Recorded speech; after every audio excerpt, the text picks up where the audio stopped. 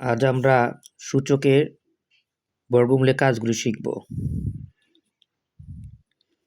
এই রুট ওভারের মান হলো হাফ। এই যে রুট ওভার মান হাফ, রুটের উপর যদি টু দি পাওয়ার 4 থাকে তাহলে এটার মান হলো 1/√4।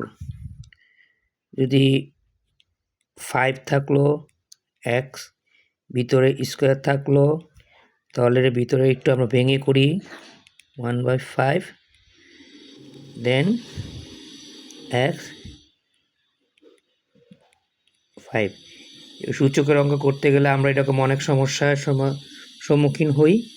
এইভাবে করতে পারলে আশা করি আমরা সহজেই করতে পারবো। রুট ওভারের মান হাফ, আর এই রুট ওভারের উপরে যে পাওয়ার থাকবে সেই পাওয়ারটা বসাইতে হবে।